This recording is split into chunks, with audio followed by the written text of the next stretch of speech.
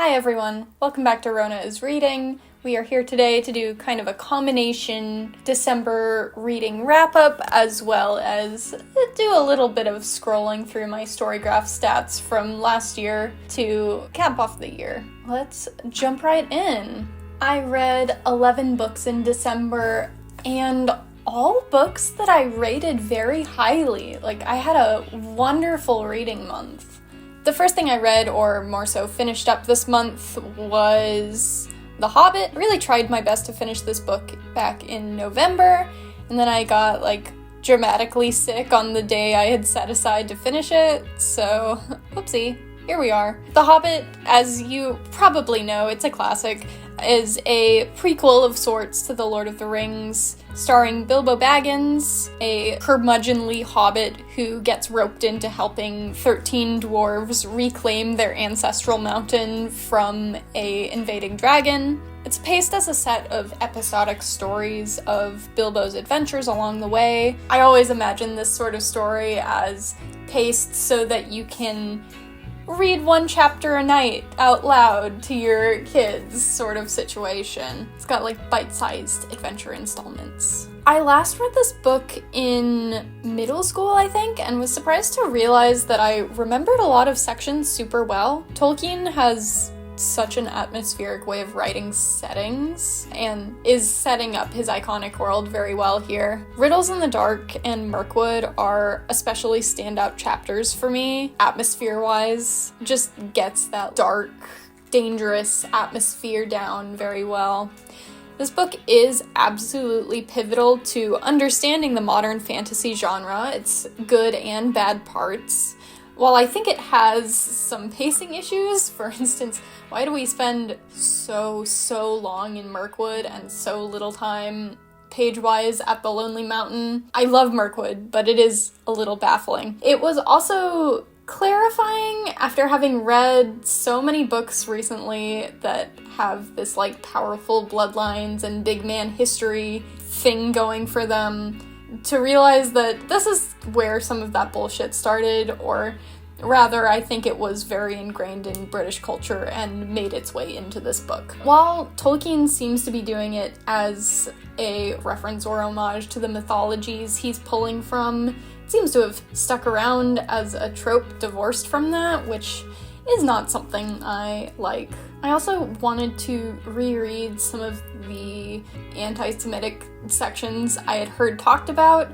I do say that in a Free Palestine sort of way, because I'm referencing a different anti-Semitic, again, Free Palestine, portrayal of dwarves in an upcoming video essay, and wanted to kind of cover my bases on that in popular media. While the anti-Semitism in this book, by and large, is confined to a few paragraphs and doesn't seem to otherwise interact much with the story, and Tolkien is on record apologizing for and learning from it, unlike some other authors that I could mention, it's definitely there and a good reference point on how not to describe corruption arcs. The song I chose for this one was Misty Mountains, the one from the Lord of the Rings soundtrack. The next book I read this month was The Magic Fish by Nguyen. Wow.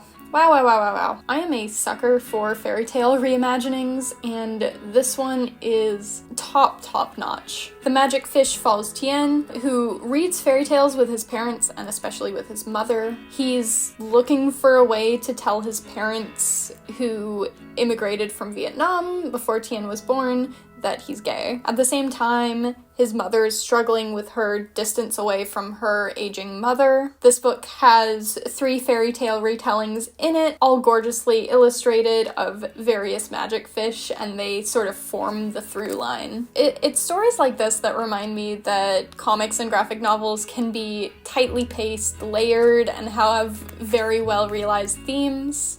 The different color schemes of each plot thread do a great job of weaving everything together here. There's one page in particular at the very beginning, which is just amazing, where something in a story reminds Tien's mother of something in her own life, and that page is paneled so well. This is a poignant story of being in between, of looking for words and for finding expression through storytelling. Though it's YA, each adult character and child character is portrayed as a fully realized individual. I also love the take that this story gives on having a crush on your best friend. Would highly recommend this one to anyone who nerds out over fairy tale stories and storytelling in general as much as I do. Another fairy tale retelling, this was a running start to my reading month, hello, was The Summer War by Naomi Novik.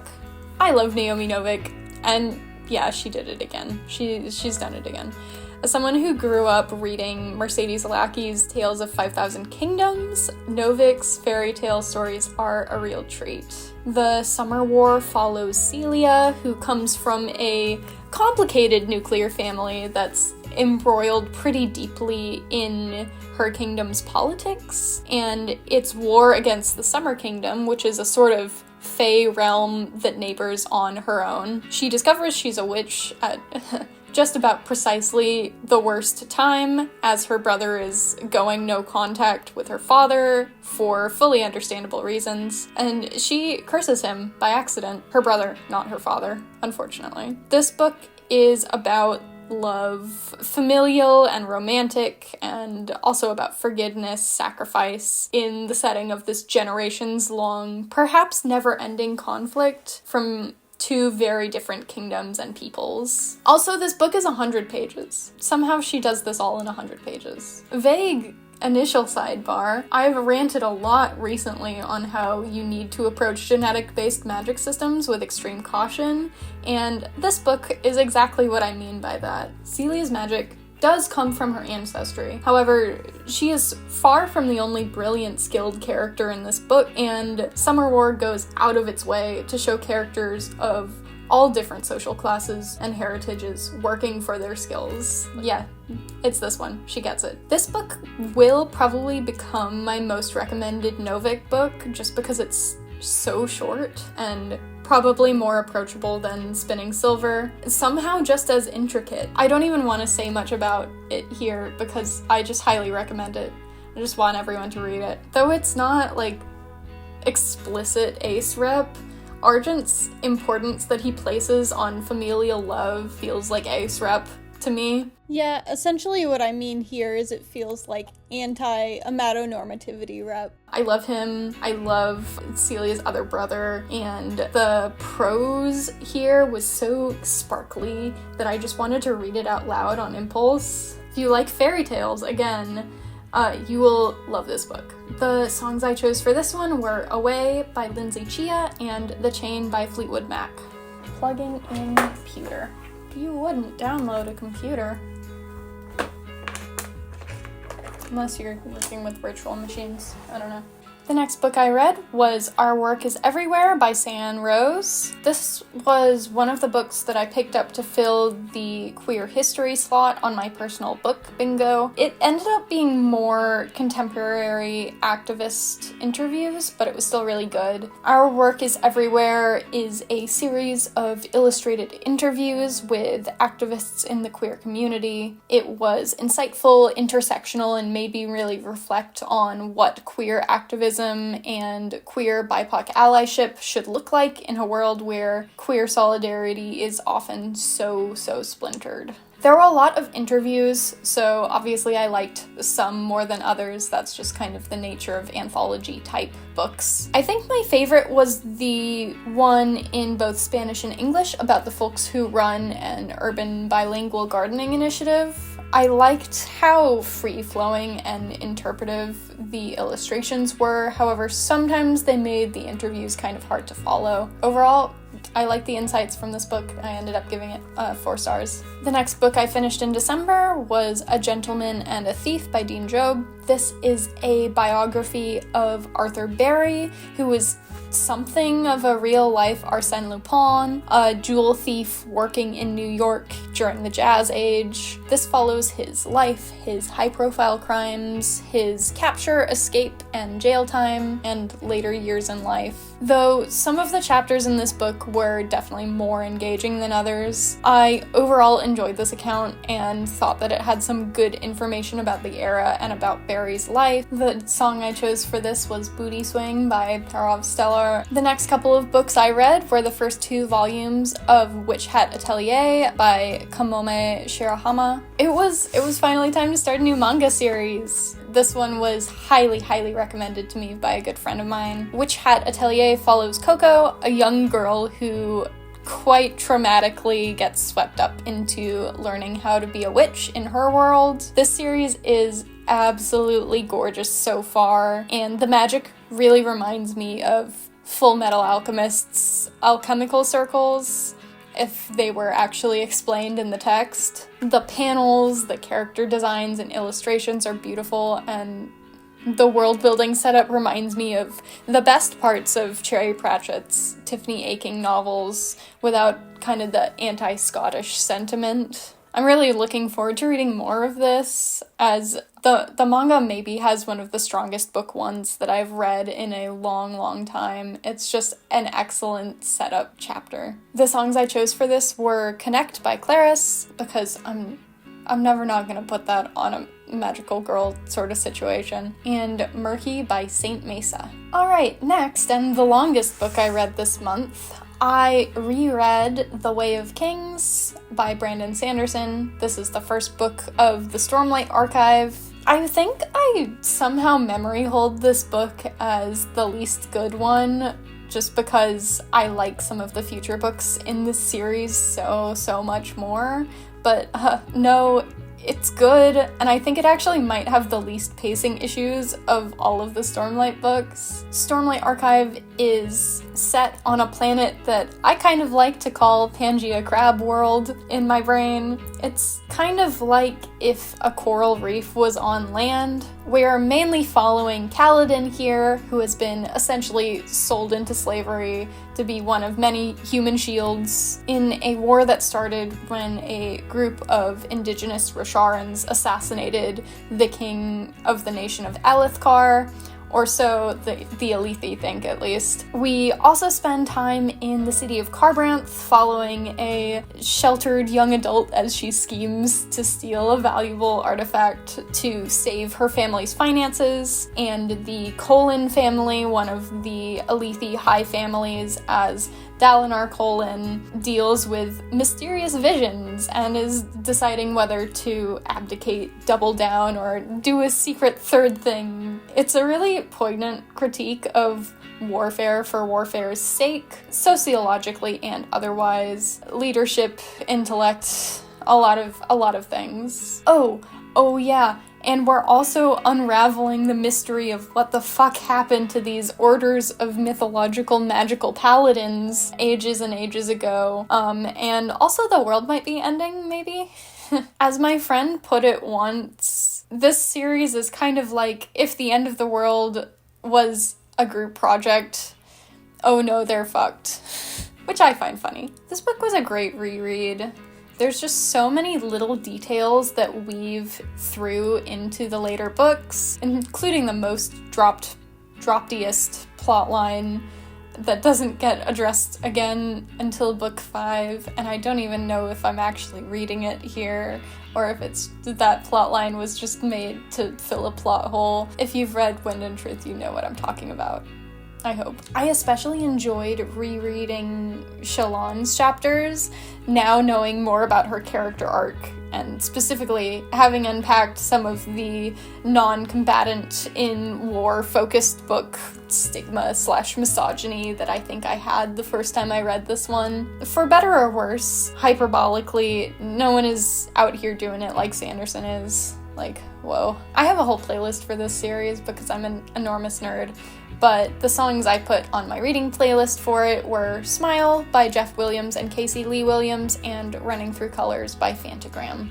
The next book that I finished up, I read this while I was working on some crafts for Christmas, was Sense and Sensibility by Jane Austen. Happy 250th birthday to Jane Austen. I have been slowly making my way through her catalog. Sense and Sensibility follows the sisters Eleanor and Marianne as they are quite unlucky in fortunes and love. It's kind of a book where Jane Austen just sits you down and tells you this self-aware, hugely complex web of gossip, and I love every second of it. I liked the through line of contrasting these sisters' personalities. Eleanor being sense, she is able to kind of bottle things up when it's not appropriate to express them, a thing that Marianne, hard on her sleeve as sensibility, cannot do to save her life. Both have pitfalls that are accentuated by their individual romance arcs. This book is excellent, though slow-paced. Austen just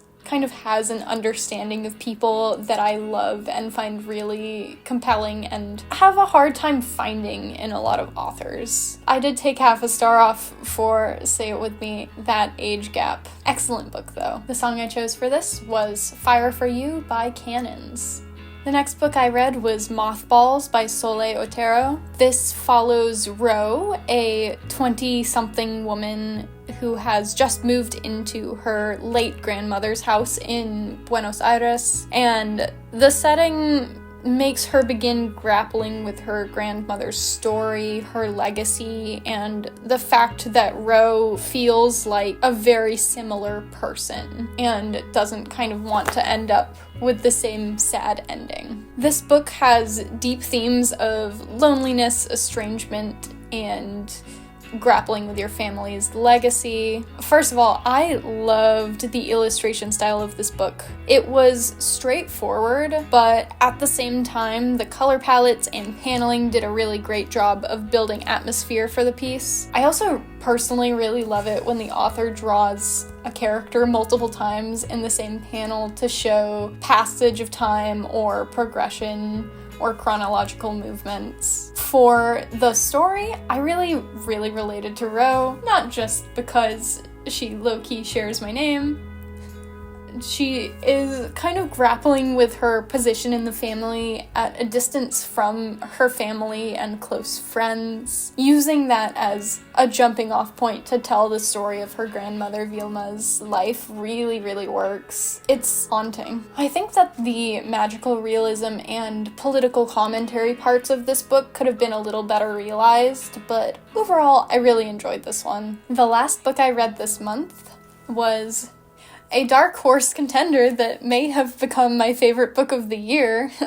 So it's very fitting that it was The Raven Scholar by Antonia Hodgson. I swear that it's becoming a yearly tradition that I have some 500 plus page book that I'm frantically trying to finish on New Year's Eve, and this year it was The Raven Scholar. This book follows Nima Craw, a high scholar of the Empire of Oran, who nobody really likes, as she investigates a crime to clear her own name. She is a devotee of the Raven, one of the 8 animal guardians of Oran. These guardians, according to legend, have returned 7 times to save the Empire, and if they return an 8th time, they will destroy it. This book truly has everything. A winding mystery, a battle for the throne, a romance with incredibly hot, dangerous fox boy. It reminded me how much I love when fantasy has a mystery subplot. The cast of characters are diverse and incredibly well realized, and if I started talking about them in detail here, I would start gushing and then immediately start spoiling the book. The book's discussion of exile and estrangement in its different forms, leadership and power, and different people's approaches to power, as well as how it weaves in Oren's folktales, blew me away. I also thought that it did a great job of portraying plurality, which is not something I see a ton in books. I can't tell you how it does that though, that's a spoiler. I'm fully still turning the ending of this book over in my head. It was not what I expected, and also exactly where it needed to end up. I'm impatiently waiting for the second one. I need the second book to come out yesterday so I can just read it. Loved it. Loved it, loved it, loved it.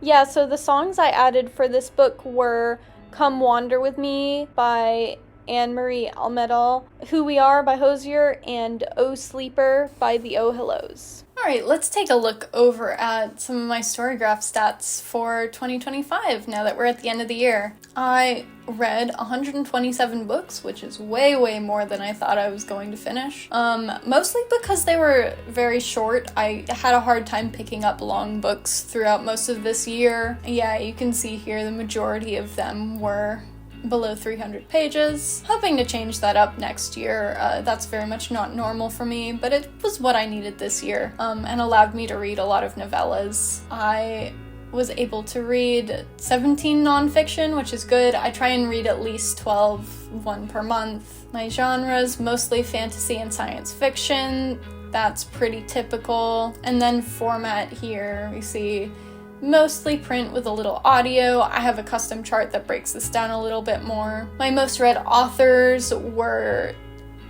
these two, Hiromu Arakawa and Haruka Ichikawa, who are both the authors of the manga series I finished. That makes sense. And then we have Martha Wells with her Murderbot books, one of which I reread. That should actually be 8. And then K.A. Applegate. I read a lot of Ursula Le Guin as well. There's my reading chart. You can see my reading really picked up at the end of the year. And then my star rating, I would say like 6 months ago, this average was far, far lower. I had a really strong end of the year in terms of reading books that I enjoyed. 22 5-star books is pretty high for me.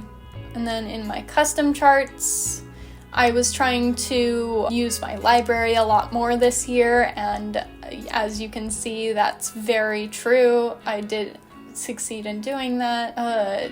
Here's my print breakdown. I really got into reading more manga this year, and then my graphic novels stayed pretty similar. And then read some ebooks and some print books. I did read more comics this year. I think this value will go down next year because I was very underwhelmed by all the comics I ended up reading this year. Yeah, and then series. Most of the stuff I read was series. We had a lot of standalones, and then less so of these like anthology and short story collection connected books. The connected books is like Singing Hills and stuff like that. And then for pub year, it was mostly the 2020s, but I did read a lot more classics this year than I typically read, so that was kind of what these earlier ones are. Let's go in and generate this reading wrap-up. So my first book of the year was Scandalous Confessions of Lydia Bennet Witch, which was very good. My last book of the year was The Raven Scholar, which was magnificent. This seems pretty even, honestly. I don't know if that's just because I tend to read a good balance of light and dark books throughout the year. Here's my reading chart again. My longest book was The Way of Kings. My shortest book was a Philip K. Dick short story. Average amount of time it took for me to finish a book was 6 days. This average would go way up if the nonfiction book that I haven't finished yet, but will finish next fall or next spring, was in here. I've been reading that for like 2 years. Most time spent was Blackheart Nights. That makes sense. That book had some pacing problems. And here are all of the 5-star reads I had this year. It was quite a lot for me. Maybe I just got nicer with some of them, but I don't know. I had a really good time with some of those. My highest average rating month was December. That makes sense. I had a really good month. September, I rated things pretty low, it seems. I think I just finished a book I really didn't like then, actually. The most ratings is The Hobbit. That makes sense. The least ratings is a indie published graphic novel. That also makes sense. Highest rated is Full Metal Alchemist 27. That makes sense. I explored the works of 71 new authors, which is quite a lot. 72 of the books I read were part of a series. I'm not sure how accurate this statistic is. I was talking with a friend about it. I'm not sure that I reread 8 books. I DNF'd 9 books, mostly in the start of the year because I just was having trouble focusing on longer books. And then I read 5 books from my own shelves. This probably is also not an accurate statistic. I don't tend to add owned books on Storygraph. Successfully completed 8 reading challenges. Yeah, that was a thing I started doing more. Compared to 2024, I read way more books and a decent amount more pages. Here are my reading moods. Slow-paced, fast-paced, medium-paced. And then here at a glance are all the books I read. That's pretty neat. That's all for this month's wrap-up. Thank you for watching. Make sure to drop a like down below and leave a comment on what your favorite book was in December, if you had a favorite, or if you've read The Raven Scholar and loved it. Tell me how much you loved it in the comments. It was really good. Alrighty. Other than that, thanks for watching. Bye-bye.